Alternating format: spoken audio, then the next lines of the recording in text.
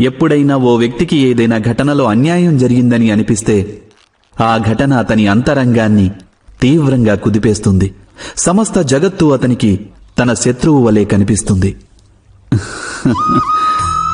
అన్యాయం అనిపించినటువంటి ఘటన ఎంత పెద్దదైతే మనుషుల హృదయం కూడా అంతే అధికంగా విరోధించసాగుతుంది. ఆ ఘటనకు బదులుగా వారు న్యాయం అడుగుతారు. నిజానికిది సరైనదే. వాస్తవానికి సమాజంలో ఏ విధమైన అన్యాయమైనా వ్యక్తుల ఆసరాకి ఇంకా నమ్మకానికి వినాశకరం. కాని ఇంతకీ ఈ న్యాయం ఏమిటి?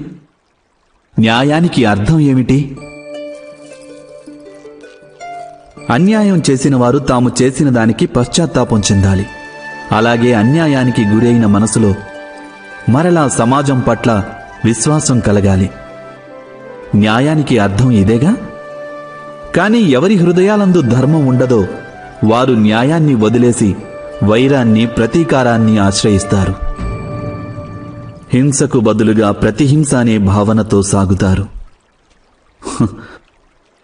తామనుభవించిన బాధ కంటే ఎంతో అధిక బాధను కలిగించ ప్రయత్నిస్తారు.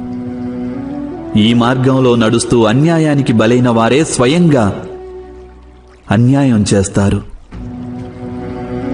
దీనితో వారు అపరాధులవుతారు. అనగా న్యాయానికి, ప్రతీకారానికి మధ్య బహుతక్కువ అంతరమే ఉంటుంది. అలాంటి అంతరం పేరే ధర్మం. ఇది సత్యం కాదంటారా? మీరే ఆలోచించండి.